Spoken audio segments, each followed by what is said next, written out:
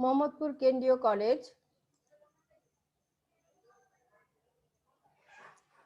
Nilufa Akter, lecturer, department of home economics, Mohammadpur কেন্দ্রীয় college, Dhaka.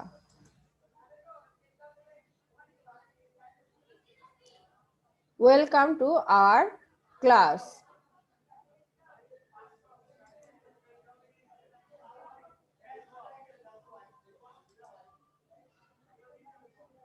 উন্নয়নের সঙ্গে প্রযুক্তির সম্পর্ক।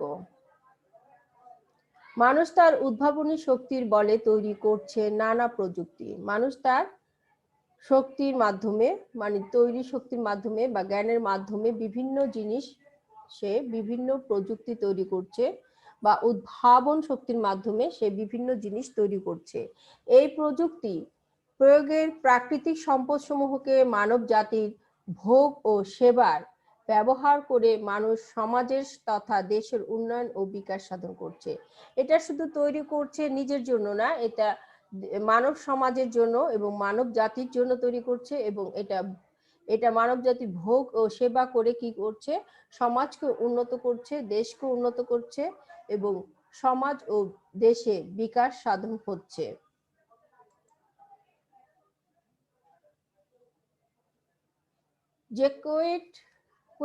জ্যাকুইট তিনটি প্রযুক্তির উল্লেখ করেছেন, যথা ব্যক্তিগত প্রযুক্তি। ব্যক্তিগত প্রযুক্তি বলতে এখানে যে সকল প্রযুক্তিগুলো গৃহকাজে এবং নিজস্ব কাজে ব্যবহার হয় তাকে ব্যক্তিগত প্রযুক্তি বলেছেন। এই ক্ষেত্রে দেখা যাচ্ছে যে গৃহকাজে যে প্রযুক্তিগুলি ব্যবহার হচ্ছে, ভোক্তার দ্রব্য উৎপাদন ও বাজারজাতকরণের মাধ্যমে পরিচিত সবকিছু ব্যক্তিগতভাবে অন্তর্ভুক্ত বা সম্পর্কযুক্ত রয়েছে। এই প্রযুক্তিকে প্রত্যেকের চাহিদা ও ওপর আলাদা আলাদাভাবে গুরুত্ব দেওয়া হয়েছে। যার যার চাহিদা অনুযায়ী প্রযুক্তিগুলো তৈরি করা হচ্ছে। কি তৈরি হবে, কিভাবে তৈরি হবে, এই সিদ্ধান্ত ব্যক্তির দ্বারা গৃহীত হচ্ছে। এবং দেখা যাচ্ছে বিভিন্ন মানুষের জন্য, বিভিন্ন বয়সের জন্য, বিভিন্ন ব্যক্তির সমস্যার জন্য বিভিন্ন ধরনের প্রযুক্তি তৈরি হচ্ছে। 2. সামাজিক প্রযুক্তি। নাগরিক সুবিধার কথা চিন্তা করে এই প্রযুক্তিগুলো তৈরি হচ্ছে। যেমন দেখা যাচ্ছে এই প্রযুক্তিগুলো হচ্ছে পানি ব্যবস্থা, পয় ব্যবস্থা, স্বাস্থ্য সেবা এবং অন্যান্য নাগরিকের ওপর যেসব সুবিধাগুলো রয়েছে এখানে সেগুলি দেখা যাচ্ছে। যেসব উৎপাদন ও পরিচালনায় ব্যক্তিগত সহযোগিতার প্রয়োজন না, ব্যক্তিগত সুবিধার প্রয়োজন, অথচ এখানে সমাজে উপকৃত হচ্ছে, এই ধরনের গুলোকেই বলা হচ্ছে সামাজিক প্রযুক্তি। 3. জনসাধারণের প্রযুক্তি। এই ক্ষেত্রে দেখা যাচ্ছে কমিউনিটি প্রযুক্তির সঙ্গে পাবলিক, কমিউনিটি হচ্ছে গোত্র বা দল, বা পাবলিক হচ্ছে জনসাধারণ, তা এই অনেকটা মিল রয়েছে। এই ক্ষেত্রে দেখা যাচ্ছে যে পাবলিক বা জনগণের জন্য বা গোষ্ঠীর জন্য বিভিন্ন ধরনের প্রযুক্তি ব্যবহার করা হচ্ছে। সেগুলো কি হচ্ছে, যাতায়াত ব্যবস্থা, রেল ব্যবস্থা, পরিবহন ব্যবস্থা, বন্যা নিয়ন্ত্রিত, বন্যায় দেখা যাচ্ছে বিভিন্ন গোত্র বা বিভিন্ন এলাকার মানুষের জন্য নিয়ন্ত্রণ ব্যবস্থা নিচ্ছে। দুর্যোগের সময় দেখা যাচ্ছে বিভিন্ন এলাকা বা বিভিন্ন গোত্রের জন্য ব্যবস্থা নেওয়া হচ্ছে সেচ ব্যবস্থা। এই ক্ষেত্রে দেখা যাচ্ছে কৃষকদের জন্য সেচের ব্যবস্থা এবং পাওয়ার টিলারের ব্যবস্থা। এবং দেখা যাচ্ছে উচ্চশিক্ষা যত নিবে তত প্রযুক্তি সুন্দরভাবে ব্যবহার করতে পারবে। এবং ব্যাংক ও ক্রেডিট ব্যবস্থা, ব্যাংকের ব্যবস্থা করতে হবে যেন তারা ঋণের নিয়ে সেই প্রযুক্তি ব্যবহার করতে পারে। 3টি প্রধান ক্ষেত্রে উন্নয়নের এই চিন্তা ভাবনা করা হয়, যথা 3টা প্রধান ক্ষেত্রে দেখা যাচ্ছে এই প্রযুক্তি ব্যবহারের উন্নয়নের কথা চিন্তা ভাবনা করা হচ্ছে। অবকাঠামো। এই ক্ষেত্রে দেখা যাচ্ছে অবকাঠামোগতভাবে কিছু চিন্তা ভাবনা করা হয়। ক নম্বর, জনগণের জন্য কাজ। এই ক্ষেত্রে দেখা যাচ্ছে জনগণের জন্য যেসব কাজ করা হয় সেগুলো হচ্ছে পয় নিষ্কাশন, জনপথ, পানি সরবরাহ এবং জনগণের জন্য বসত বাড়ি, এগুলি হচ্ছে জনসাধারণের কাজ। কেন্দ্রীয় স্টেশন বিদ্যুৎ সরবরাহ, এক্ষেত্রে দেখা যাচ্ছে কৃষকদের জন্য বিভিন্ন কেন্দ্রীয় স্টেশন থেকে বিদ্যুৎ সরবরাহ করা হচ্ছে। গ, যোগাযোগের যোগাযোগের ব্যবস্থা, এই ক্ষেত্রে দেখা যাচ্ছে যোগাযোগের ব্যবস্থা হিসেবে রেলগাড়ি, বাস এবং বিমান ইত্যাদি হচ্ছে যোগাযোগের ব্যবস্থা মাধ্যমে কি হচ্ছে, প্রযুক্তি হস্তান্তর হচ্ছে।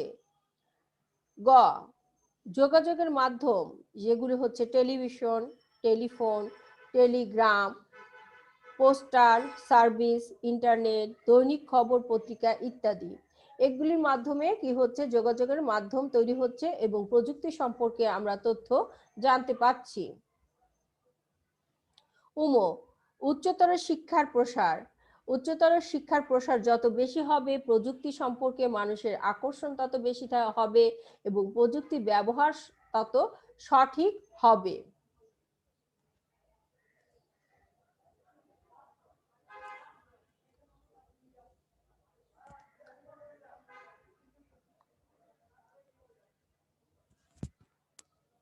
আচ্ছা,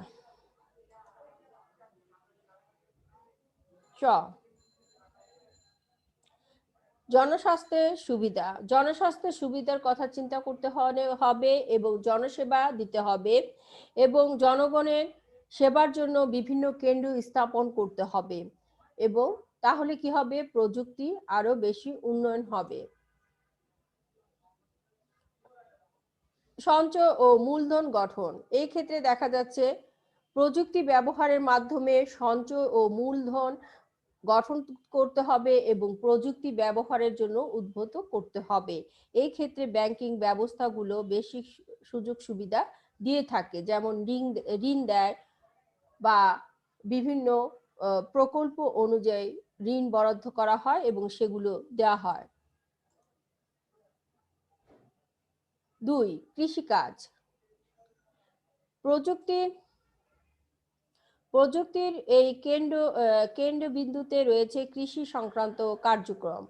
কিছু কৃষিকাজ রয়েছে, সেগুলি কি, সেগুলি হচ্ছে উন্নত মানের চারা গাছ। এই ক্ষেত্রে দেখা যাচ্ছে উন্নত মানের চারা গাছ দিতে হবে এবং উন্নত মানের চারা গাছ দেওয়ার পরে কি হবে, উন্নত ফসল হবে এবং আমরা কি ভালো ফসল পাবো এবং আমাদের অভাব মোচন হবে।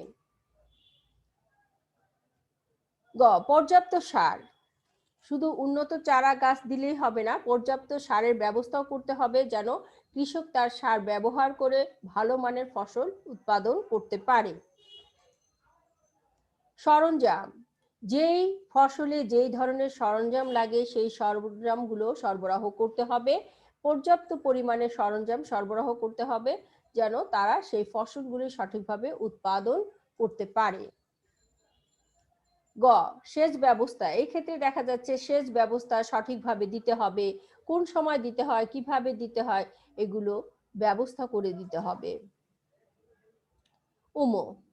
উন্নত মানের কীটনাশক, বিভিন্ন সস্তা দামের বা বিভিন্ন কীটনাশক ব্যবহারের ফলে দেখা যাচ্ছে ফসলেরও ক্ষতি হয় এবং জমিরও ক্ষতি হয়। সেই ক্ষেত্রে উন্নত মানের কীটনাশকের ব্যবস্থা করে দিতে হবে এবং ব্যবহার বিধি সম্পর্কে তাদের সতর্ক করে দিতে হবে এবং যেটা জমি এবং ফসলের যেন ক্ষতি না হয়, এই ধরনের উন্নত মানের কীটনাশক দেওয়ার ব্যবস্থা করতে হবে। 4 নাম্বার, পাওয়ার টিলার মাধ্যমে জমির মধ্যে সঠিক সময় বিদ্যুৎ সরবরাহ দিতে হবে, সেচের জন্য হোক অন্য কোনো কাজের জন্য, যেন তারা সঠিকভাবে কি করে বিদ্যুৎটা পায় সেজন্য খেয়াল রাখতে হবে। প্রস্তুতকরণের ক্ষেত্রে দেখা যাচ্ছে দুটি অংশ রয়েছে, এটি দেশের উন্নতির জন্য প্রযুক্তি ব্যবহার হয়, সেগুলো কি, 1 নাম্বার হচ্ছে প্রধান এবং উচ্চতরের প্রস্তুতকারক। এই ক্ষেত্রে দেখা যাচ্ছে যারা নাকি বড় বড় প্রতিষ্ঠান রয়েছে এবং উচ্চমানের প্রস্তুতকারক রয়েছে, তারা এই ধরনের প্রযুক্তিগুলো যদি সাপ্লাই করে, মানুষ খুব সহজেই সেগুলি গ্রহণ করে। নানা রকমের ভোগ্যপণ্য, যেমন যেসব ভোগ্যপণ্য আমরা সচরাচর ব্যবহার করি সেগুলি যদি প্রযুক্তি হিসেবে আমাদের কাছে তুলে ধরা হয়, সেই ক্ষেত্রে আমরা সেগুলি সহজেই গ্রহণ করতে পারি। যেমন তৈজসপত্র, গৃহস্থালির তৈজসপত্র, নির্মাণ সামগ্রী, গৃহ নির্মাণ বা যে কোনো নির্মাণ সামগ্রীগুলো যদি আমাদের হাতে সহজেই পৌঁছে দেয় তাহলে সেগুলো আমরা সহজেই গ্রহণ করতে পারি। যাতায়াতের সামগ্রী, খাদ্য, বস্ত্র, ঔষধ, এগুলি যদি আমাদের কাছে সহজেই পৌঁছে দেওয়া হয় তাহলে আমরা সেগুলি সহজেই গ্রহণ করতে পারি।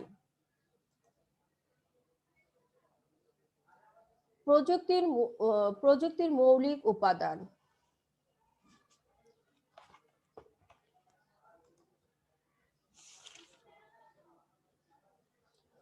প্রযুক্তি বলতে অনেক সময় শুধু আমরা বস্তু বা যন্ত্রপাতিকে বুঝে থাকি। প্রযুক্তি বলতে আমরা অনেক সময় মনে করি যে বস্তু বা যন্ত্রপাতি। আসলে প্রযুক্তি 4টি উপাদানের সমন্বয়ে গঠিত। 4টি উপাদান অবশ্যই থাকতে হবে, তাহলে সেটা হবে প্রযুক্তি। এই 4টি উপাদানের একটি উপাদানও যদি অনুপস্থিত থাকে তবে তা সাফল্য অর্জন ব্যর্থ হয়। যদি একটা উপাদান অনুপস্থিত থাকে তাহলে সেটা আর প্রযুক্তি হিসেবে সফলতা অর্জন করতে পারবে না। প্রযুক্তির এই 4টি অবস্থানকে উপাদান হিসেবে ধরা হয়, যথা 1. ব্যক্তি নির্ভর প্রযুক্তিগুলো হচ্ছে ব্যক্তি বা দলের বুদ্ধি, জ্ঞান, দক্ষতা, সৃজনশীলতা, অভিজ্ঞতা ইত্যাদির মাধ্যমে এগুলো কি করা হয়, তৈরি করা হয় বা ব্যবহার করা হয়। এগুলোকে বলা হয় হিউম্যান ওয়্যার বা বাংলায় যাকে বলা হয় মানব সচেতন বা মানব সতর্কতা।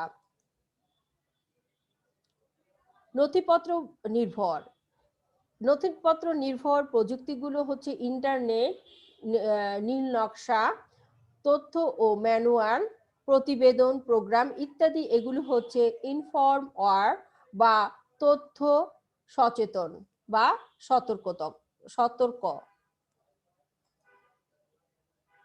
বস্তু নির্ভর প্রযুক্তি, এই প্রযুক্তি বস্তুর আকারের ক্ষেত্রে বিরাজমান করে। সেই ক্ষেত্রে দেখা যাচ্ছে কম্পিউটার, মোটর গাড়ি, যন্ত্রপাতি, সরঞ্জাম ইত্যাদি, এগুলোকে বলা হয় টেকনো ওয়্যার বা প্রযুক্তি সচেতন। 4 নম্বর, প্রাতিষ্ঠানিক নির্ভর প্রযুক্তি। গবেষণা প্রতিষ্ঠানে, ব্যবসা প্রতিষ্ঠানে, সাংগঠনিক প্রতিষ্ঠানে, কনসাল্টিং এবং ডিজাইনিং ফার্ম এবং ব্যবস্থাপনার প্রতিষ্ঠান এবং শিক্ষা প্রতিষ্ঠান ইত্যাদি বিভিন্ন প্রতিষ্ঠানে যে জিনিসগুলো দেওয়া হয় সেগুলিকে বলা হয় অর্গাওয়্যার, অর্থাৎ হচ্ছে জৈব সচেতন। অতএব এই 4টা জিনিস অবশ্যই খেয়াল রেখে আমাদের কি করতে হবে, প্রযুক্তি তৈরি করতে হবে এবং সেগুলি কি হবে, মৌলিক উপাদান। প্রযুক্তির মৌলিক উপাদানই হচ্ছে এই 4টি। প্রযুক্তির বৈশিষ্ট্য। প্রযুক্তির কিছু বৈশিষ্ট্য থাকতে হবে, সেগুলি কি? এটা একটি মাধ্যম বা পন্থা। এটা অবশ্যই একটি মাধ্যম বা পন্থা হিসেবে স্বীকৃতি পেতে হবে এবং প্রকৃতির সম্পদকে প্রয়োজনীয় বস্তুতে রূপান্তরিত করতে হবে। এই পন্থার মাধ্যমে কি করতে হবে, প্রাকৃতিক সম্পদকে আমাদের প্রয়োজনের স্বার্থে সেটা ব্যবহার করা, রূপান্তরিত করতে হবে। 2. এটা একটি হাতিয়ার যা দিয়ে পরিবেশ নিয়ন্ত্রণ করতে হবে। এটা একটা হাতিয়ার যা দিয়ে আমরা পরিবেশকে নিয়ন্ত্রণ করব এবং সেটাকে কাজে লাগাবো। এটা একটি সম্পদ যা দিয়ে অতিরিক্ত সম্পদ তৈরি করা যায়। এটা দিয়ে আমরা আরো কিছু সম্পদ তৈরি করব বা আরো কিছু জিনিস তৈরি করব, এটাই হচ্ছে এক ধরনের সম্পদ। 4. এটা একটি সামাজিক পরিবর্তন। একটি কারক হিসেবে কাজ করে। এটা সামাজিক পরিবর্তনে দেখা যাচ্ছে ভালো পরিবর্তন আনে, খারাপ নেগেটিভ সাইড না, পজিটিভ পরিবর্তন আনে।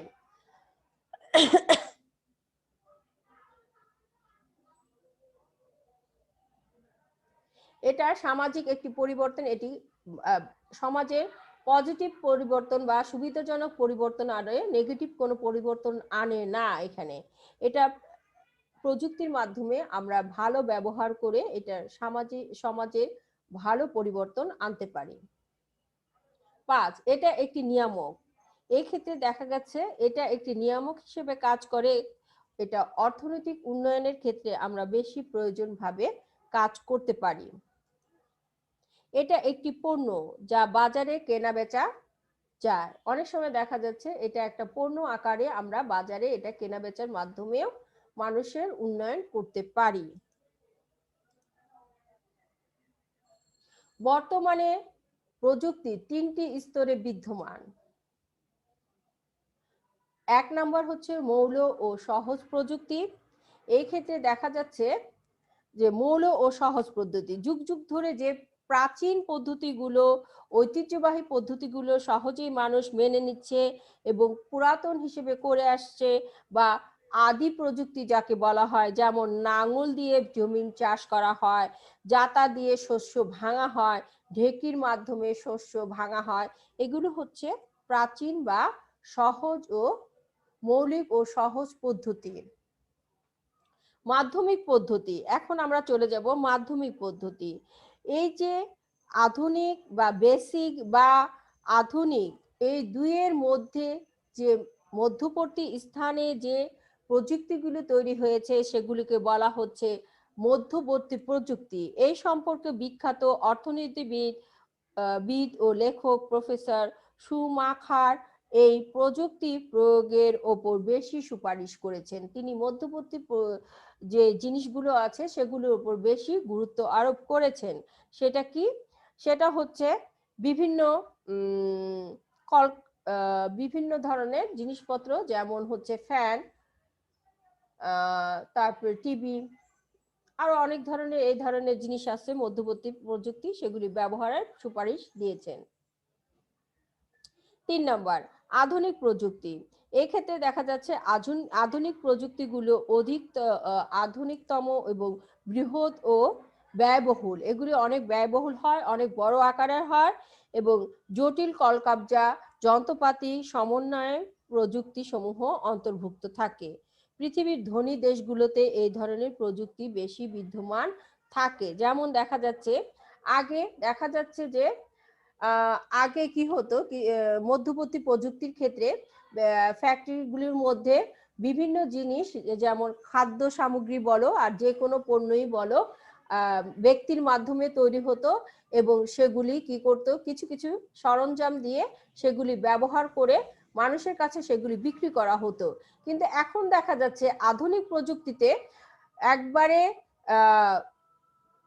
কাঁচামাল থেকে শুরু করে সম্পূর্ণটাই তৈরি হচ্ছে মেশিনের মাধ্যমে।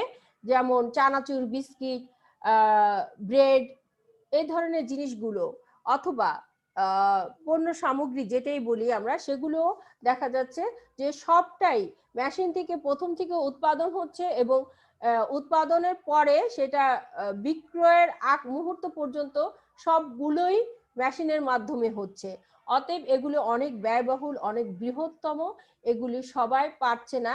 কি এই জন্য দেখা যাচ্ছে ওই অর্থনীতিবিদ এবং লেখক শুমাখার মধ্যবর্তী প্রযুক্তিকে বেশি গুরুত্ব দিয়েছেন। প্রযুক্তির জীবনচক্র। ব্যবস্থাপনা ও বিনিয়োগের দৃষ্টিকোণ থেকে প্রযুক্তির জীবনচক্র 4টি পর্যায়ে রয়েছে, যথা উদ্ভাবনী ধাপ। এক্ষেত্রে দেখা যাচ্ছে উদ্ভাবনী ধাপগুলো কি? প্রথমে বস্তুটা তৈরি করতে হবে এবং সেগুলো মানুষের সামনে উপস্থাপন করতে হবে। নতুন বস্তু উৎপাদন ও প্রক্রিয়া যা গবেষণা ও উন্নয়নের মাধ্যমে সৃষ্টি করা হয় এবং সৃষ্টি করে সেগুলি কি করতে হবে? জনগণ বা ভোক্তার কাছে সেটা উপস্থাপন করতে হবে। প্রাতিষ্ঠানিক ধাপ, এই ধাপে প্রযুক্তির গুণগত মান প্রদর্শন করা হয় ও শিল্পায়ন করা হয়। দেখা যাচ্ছে মানুষের সামনে এর গুণগত মান প্রদর্শন করা হচ্ছে এবং শিল্পক্ষেত্রে এটা উন্নয়ন করে আরো বড় আকার বা প্রসার বা তাকে স্থানান্তর করা হচ্ছে, প্রসার করার সুযোগ দেওয়া হচ্ছে এবং কম সংখ্যক, খুব কম সংখ্যক উদ্ভাবনী প্রযুক্তি বাণিজ্যিকভাবে স্থান পেয়ে যায়। এই যে এই জায়গায় অনেকেই একই জিনিস বিভিন্ন প্রতিষ্ঠান বের করে থাকে, কে সুযোগ পাবে কে সুযোগ পাবে না তার উপর নির্ভর করে।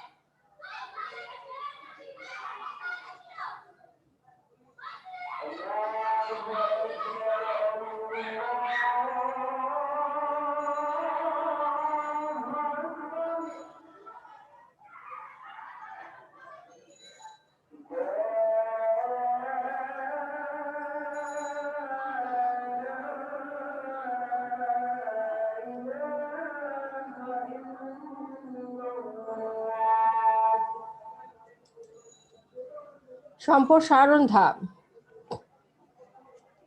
এই ক্ষেত্রে দেখা যাচ্ছে নতুন প্রযুক্তি বাজারে প্রবেশ করে ধরে রাখাটা এবং মানুষের প্রযুক্তির ব্যবহার শুরু করে এবং এই ধাপ সম্প্রসারণ শুরু হয়। চাহিদা ও সরবরাহের উপর নির্ভর করে সময়ের পরিপ্রেক্ষিতে সম্প্রসারণের মাত্রা প্রভাবিত হয় এবং বাড়া বা কমানোর ব্যাপারটি ঘটে থাকে। এই ক্ষেত্রে দেখা যাচ্ছে যে অনেক সময় এই সম্প্রসারণের ক্ষেত্রে বিভিন্ন সংযোজন করে পণ্যটিকে বা প্রযুক্তিটিকে বাজারে কি করতে হয়, টিকিয়ে রাখার জন্য ব্যবস্থা করতে হয়। 4 নাম্বার, প্রতিকল্পন ধাপ। এখানে দেখা যাচ্ছে প্রতিকল্পন ধাপে একটা পণ্য সবসময় বাজারে টিকে থাকে না, সেই ক্ষেত্রে দেখা যাচ্ছে টিকে থাকার জন্য তাকে নতুন ভাবে উপস্থাপন করা হয় অথবা তার পতন ঘটে। নিম্নের চিত্রে প্রযুক্তির জীবনচক্র দেখানো হলো। এখানে আমরা দেখতে পাচ্ছি 1 নম্বর উদ্ভাবনী ধাপ। এখানে গবেষণার মাধ্যমে একটা পণ্য বাজারে ছাড়তে হয় এবং বিকাশ করতে হয়, অনেকগুলো বাড়াতে হয় এবং বাড়িয়ে সেগুলো বাজারে ছাড়তে হয়। এবং প্রাতিষ্ঠানিক ধাপে দেখা যাচ্ছে পণ্যটি বা প্রযুক্তিটিকে প্রদর্শন করাতে হয়, মানুষের কাছে সেটাকে জনপ্রিয় করতে হয় এবং উৎপাদনটাও বাড়াতে হয় সেক্ষেত্রে। এবং 3 নম্বর দেখা যাচ্ছে সম্প্রসারণ ধাপ। এই ক্ষেত্রে দেখা যাচ্ছে তারা তখন যখন অনেকগুলো পণ্যের মধ্যে তার পণ্যটা টিকে যায়, তখন তার একটা ভূমিকা তৈরি হয়। এবং 2 নম্বরে দেখা যাচ্ছে উন্নতি করতে হয়, তার পণ্যটাকে বারবার উন্নতি করে মানুষের সামনে উপস্থাপন করতে হয় এবং পরিপক্কতা দিতে হয়, মানে পরিপক্ক একটা আকার দিতে হয় এবং সেটাকে ধরে রাখার জন্য। প্রতিকল্পন ধাপ। এই ক্ষেত্রে দেখা যাচ্ছে পণ্যটি আস্তে আস্তে অনেক দিন একটা পণ্য বাজারে টিকে থাকতে পারে না, তা হ্রাস হবে অথবা পতন ঘটবে। অনেক সময় দেখা যায় পুরাই বিলুপ্ত হয়ে যায়, অনেক সময় দেখা যায় সেটা হ্রাস পেয়ে যায়, তার আকার আকৃতি আবার নতুন করে উপস্থাপন করে আবার মানুষের কাছে সেটা পৌঁছে দেওয়া হয়। উন্নয়নশীল দেশে বিদেশি প্রযুক্তির ব্যবহার ও পছন্দ ও ব্যবহার। সকল প্রযুক্তির মান গুরুত্বপূর্ণ এবং কেবলমাত্র একটি নির্দিষ্ট অবস্থান বা চাহিদার ক্ষেত্রে একটি বিশেষ প্রযুক্তি অধিক গুরুত্ব লাভ করে। এই ক্ষেত্রে দেখা যাচ্ছে বিভিন্ন গুরুত্বপূর্ণ কারণে বিভিন্ন জিনিসের চাহিদা অনুযায়ী এবং অবস্থান অনুযায়ী বিভিন্ন প্রযুক্তি এক এক সময় এক এক জায়গায় গুরুত্বপূর্ণ পায়, এক এক স্থান ও সময় ও চাহিদা অনুযায়ী। 1 নাম্বার বেশি নির্ভরযোগ্য এবং অধিক কার্যকরী। দেখা যাচ্ছে যেটা বেশি নির্ভরযোগ্য হয় মানুষের কাছে এবং যেটা অধিক কার্যকারী বেশি এবং কাজ করতে বেশি পারবে, সেই ধরনের প্রযুক্তিটাই তারা বেশি পছন্দ করে। বিশ্বমানের ও সুনাম। অনেক সময় দেখা যাচ্ছে বিদেশি প্রযুক্তিগুলি এই জন্য বেশি মানুষ পছন্দ করে যে এগুলো বিশ্বমানে বেশি মানসম্মত এবং সুনাম অর্জন করে তারা একটা অবস্থানে টিকে আছে, যার জন্য এগুলি বেশি মানুষ পছন্দ করে কি প্রযুক্তি হিসেবে ব্যবহারের জন্য। 3 বিভিন্ন নকশা এবং পদ্ধতি। এক্ষেত্রে দেখা যাচ্ছে বিভিন্ন নকশা এবং পদ্ধতি অনুযায়ী মানুষ সেই প্রযুক্তিগুলো ব্যবহার করতে পছন্দ করে। যত নকশা বা যতটা জনপ্রিয় নকশা বা যতটা সৌন্দর্য দেখে অনেক সময় মানুষ এটা কি করে ক্রয় করতে আগ্রহী হয় এবং এর পদ্ধতিগুলি বা ব্যবহার বিধিগুলি যত সহজ এবং যত ভালো হয় এর জন্য তারা কি করে এই প্রযুক্তিগুলো ব্যবহার করে, বিদেশি প্রযুক্তিগুলো। 4 সেবা ও তথ্য পাঠানো। এই ক্ষেত্রে দেখা যাচ্ছে বিদেশি পণ্যগুলোর সাথে বিভিন্ন লিফলেট বা বিভিন্ন কাগজ থাকে, এটার ব্যবহার এবং তথ্য সম্পর্কে সব ইনফরমেশন সেটার ভিতরে দেওয়া থাকে, ব্যবহার বিধি এবং কিভাবে এটা যত্ন এবং রক্ষণাবেক্ষণ করা হয় সেগুলি দেওয়া হয়, এর জন্য এগুলি সেটা ব্যবহার করা হয়। 5 সহায়ক সরঞ্জাম যেমন বিজ্ঞাপনের মাধ্যমে বারবার মানুষকে সেটা সতর্ক করা হয় যেটা কিভাবে ব্যবহার করা হয় এবং কিভাবে এটা ব্যবহার করা যাবে। এবং এ সম্পর্কে যেমন শুধু বিজ্ঞাপন শুধু টেলিভিশনের মাধ্যমে না, ইন্টারনেটের মাধ্যমে, পত্রপত্রিকার মাধ্যমে, রেডিওর মাধ্যমে এবং অন্যান্য মাধ্যমেও তারা এই বিজ্ঞাপনটা দিতে পারে। 6 সরবরাহকারীদের দ্রুত সংরক্ষণ। এই ক্ষেত্রে দেখা যাচ্ছে যারা সরবরাহ করছে তারা খুব তাড়াতাড়ি সংরক্ষণ করছে, কারণ জনগণের চাহিদা অনুযায়ী সেটা মেটাতে হবে, এজন্য তারা সেটা সংরক্ষণ করে জনগণের চাহিদা মেটাচ্ছে, তাই তাদের প্রযুক্তিটা বেশি ব্যবহার হচ্ছে এবং পছন্দ করছে। 7 সংস্কার কাজ। এই ক্ষেত্রে দেখা যাচ্ছে তার বিদেশি প্রযুক্তিগুলো দেশি প্রযুক্তির চাইতে একটু তাড়াতাড়ি রদবদল হচ্ছে এবং সংস্কার করে দিচ্ছে। মানুষের চাহিদা এখানে খেয়াল রেখে তারা সেটাকে সংস্কার করে আবার নতুন করে উপস্থাপন করছে, যার জন্য তাদের জিনিসটা, তাদের প্রযুক্তিটা বেশি মানুষ ব্যবহার করছে। দক্ষ কর্মী, তারা দক্ষ কর্মীর মাধ্যমে এগুলি উপস্থাপন করে, যার জন্য কি হয়, মানুষের চাহিদা আরো বেশি থাকে এবং তারা ব্যবহার করে বেশি উপকৃত হয়। 9 বৃহত্তর বাজার, তারা বৃহত্তর বাজার ধরে রাখছে অনেক দিন ধরে, তার জন্য তাদের এই সুনামের জন্যই তাদের পণ্য বা তাদের প্রযুক্তিটা বেশি করে বিক্রি হচ্ছে। 10 বিদেশি প্রযুক্তি ব্যবহারে উৎসাহিত করা। অনেক ক্ষেত্রে দেখা যাচ্ছে একজন কিনে যখন উপকার পায়, আরেকজনকে উৎসাহিত করে যে এই পণ্যটা কিনো, এটা সহজ এবং খুব সহজেই ব্যবহার করা যায়, খুব সহজে যত্ন করা যায়। সেক্ষেত্রে তারা আরো উৎসাহ পেয়ে এই জিনিসগুলো বেশি ক্রয় করে, বিদেশি প্রযুক্তিগুলো। বিদেশি বা আমদানিকৃত প্রযুক্তি ব্যবহারের অসুবিধা। এই ক্ষেত্রে দেখা যাচ্ছে উন্নয়নশীল দেশে দু ধরনের অসুবিধা জড়িত আছে এই প্রচলিত বিদেশি প্রযুক্তি ব্যবহারে। একটি হলো সমসাময়িক উন্নয়ন প্রযুক্তি পরিচিতির সঙ্গে, মানে সমসাময়িক আরো প্রযুক্তি বের হয়ে গেছে বাজারে, তাদের সাথে তাকে কি করতে হয়, উন্নয়ন করে তাকে সামঞ্জস্য রাখতে হয় এবং তাদের সাথে প্রতিযোগিতায় টিকতে হয়।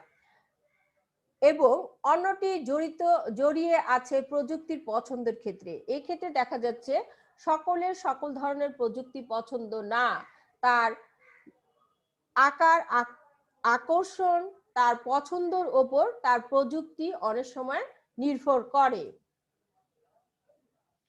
1 নাম্বার, এই ক্ষেত্রে দেখা যাচ্ছে সমাজের দ্বৈত ভূমিকা সৃষ্টি। অনেক সময় দেখা যাচ্ছে সমাজে নতুন কিছু আসলে সহজেই কেউ সেটা মেনে নিতে পারে না, বা নতুন প্রযুক্তি আসলে সেটা সহজেই মেনে নিতে পারে না। সেই ক্ষেত্রে এই দ্বৈত ভূমিকা থেকে আধুনিক সমাজে আসতে হলে অবশ্যই তাকে কি করতে হবে, এই প্রযুক্তি ব্যবহার সম্পর্কে জানতে হবে এবং সমাজকে বুঝাতে হবে, এবং তারপরে সে নতুন ভাবে সেটা গ্রহণ করতে পারবে, নিজেও গ্রহণ করতে পারবে এবং সমাজকেও গ্রহণ করাতে পারবে। আর না হলে কি হবে, কি এই বিদেশি প্রযুক্তি ব্যবহারে তারা অসুবিধা করবে এবং সেটা ব্যবহার করতে চাবে না। 2 আধুনিকীকরণ অর্থনীতিতে। অনেক ক্ষেত্রে দেখা যাচ্ছে দেশীয় প্রযুক্তি ব্যবহারের ক্ষেত্রে বিভিন্ন গোষ্ঠী বা বিভিন্ন লোক উৎসাহিত করে, কারণ হচ্ছে আমাদের দেশীয় অর্থনৈতিক উন্নয়নের জন্য আমাদের দেশীয় প্রযুক্তি ব্যবহার করা বেশি দরকার।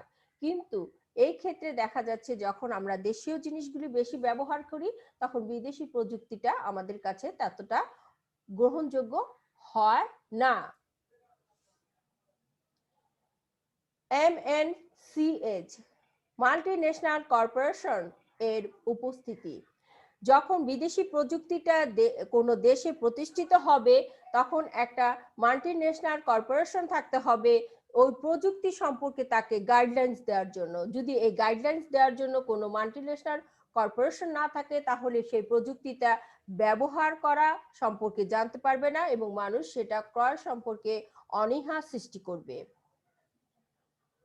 4 বিদেশি ফার্মের স্থাপন প্রস্থাপন, মানে বিদেশি ফার্ম যদি না থাকে বা যদি সেটা বুঝাতে না পারে, সেই ক্ষেত্রে প্রস্থাপন মানে তাকে চলে যেতে হয় এবং তার কোনো প্রযুক্তি তখন আর বিভিন্ন দেশে বা আমাদের দেশে আমরা ব্যবহার করতে তখন আর পারবো না। প্রশিক্ষণপ্রাপ্ত কেউ না থাকা। অনেক সময় দেখা যাচ্ছে প্রযুক্তি ঠিকই আনছে কিন্তু প্রশিক্ষণপ্রাপ্ত কেউ সেখানে নেই বা এটাকে বুঝিয়ে দেওয়ার মতো লোক নেই। সেক্ষেত্রে এই প্রযুক্তি কি হয়, অসুবিধাগ্রস্ত হয় এবং এক পর্যায়ে তার ফার্ম বা মাল্টিন্যাশনাল কোম্পানি কর্পোরেশনটা বন্ধ করে দিতে হয়। সেই ক্ষেত্রে এই প্রযুক্তি আর মানুষ জনসাধারণ ব্যবহার করতে পারে না, কারণ প্রশিক্ষণ মানুষ যদি সেটা না বুঝিয়ে দেয় তাহলে মানুষ সেটা আর ব্যবহার করতে পারে না। প্রশিক্ষণপ্রাপ্ত লোক থাকতে হবে এবং তা মানুষকে বুঝিয়ে দেওয়ার মতো লোক থাকতে হবে। 6, নকশা বা কারিগরি কার্যক্রমের যোগ্যতা নাই। অনেক সময় দেখা যাচ্ছে একই নকশা বা একই জিনিস অনেক দিন ধরে বাজারে রয়েছে, সেই ক্ষেত্রে মানুষ বোরিং আসে বা একঘেয়েমি আসে, সেই ক্ষেত্রে দেখা যাচ্ছে তার কার্যক্ষমতা কিছুটা নষ্ট হয়ে যায় এবং মানুষ সেটা একই জিনিস বারবার গ্রহণ করতে চায় না। মানুষ এখন এতই নতুনত্ব বেশি পছন্দ করে যে তাদের নতুন নকশা, নতুন কারিগরি জিনিস লাগে। 7 নাম্বার, মূল্য উন্নয়নশীল দেশে বিতর্কিত হচ্ছে। অনেক সময় দেখা যাচ্ছে অনেক মূল্য, বিদেশি পণ্যের মূল্য বেশি থাকায় এটা দেশি পণ্য মানুষ কিনতে বেশি আগ্রহী হচ্ছে, কারণ বিদেশি জিনিস কিনতে হলে আমাকে অনেক টাকা গুনতে হচ্ছে। সেই ক্ষেত্রে যদি আমি একই জিনিস আমাদের দেশে অল্প মূল্য পাই, সেই ক্ষেত্রে দেখা যাচ্ছে আমরা সেটা ব্যবহার করছি। যেমন দেখো, ফ্রিজের ক্ষেত্রে বিদেশে অনেক ফ্রিজ আছে যেগুলি বিশ্বমানের কিন্তু অনেক দাম, ঠিক আছে, কিন্তু আমাদের বাংলাদেশেও অনেক সুন্দর সুন্দর ফ্রিজ এখন বের হয়েছে, দেখবা খুব অল্প দামে, তার 1/3 দামে আমি সেই একই জিনিস পাচ্ছি। তাহলে আমি কোনটা কিনবো? অবশ্যই আমার দেশি জিনিস, কারণ আমি অল্প মূল্যে পাচ্ছি। 8, বাজার নিয়ন্ত্রণ অত্যাধিক। এই ক্ষেত্রে দেখা যাচ্ছে বাজার নিয়ন্ত্রণ যদি না করা হয়, সেই ক্ষেত্রেও দেখা যাচ্ছে তাদের প্রযুক্তিটা ব্যবহার হবে না এবং পরবর্তীতে বাজার থেকে সেটাকে সরিয়ে নিতে হবে। 9, বাজারের নিরাপত্তে স্বীকৃতি পাওয়া যায় না। অনেক সময় দেখা যাচ্ছে বাজারে তারা নিরাপত্তার স্বীকৃতি পাচ্ছে না। অনেক পণ্য বাজারে এনে ছাড়ছে, কিন্তু সেগুলি তারা বাজারে দেওয়ার সাহস পাচ্ছে না, কারণ দেশি পণ্যই অনেক অল্প দামে সেগুলি পাওয়া যাচ্ছে। সেই ক্ষেত্রে তারা নিরাপত্তাহীনতায় তারা তাদের মাল দিতে পারছে না বা তাদের প্রযুক্তিটা ব্যবহারের জন্য দিতে পারছে না। 10, কার্যকর ক্ষমতার সম্পন্ন পদক্ষেপ সুযোগ নেই। এই ক্ষেত্রে দেখা যাচ্ছে কার্যকরী ক্ষমতার পদক্ষেপগুলো সুযোগ নিতে হবে, যে এখানে কি কি ভাবে মানুষকে আকৃষ্ট করে সেই পণ্যটা বিক্রি করতে পারে। যদি এই ধরনের কৌশল তারা না জানে, সেই ক্ষেত্রে তাদের কি হয়, অসুবিধা হয় এবং তারা কি করে, এটা থেকে উঠে যেতে বাধ্য হয়। অতএব বিদেশি প্রযুক্তি ব্যবহারের ক্ষেত্রে কিছু অসুবিধা রয়েছে, সেগুলি হচ্ছে এগুলি। আজকে এই পর্যন্তই। আল্লাহ হাফেজ। Thank you so much.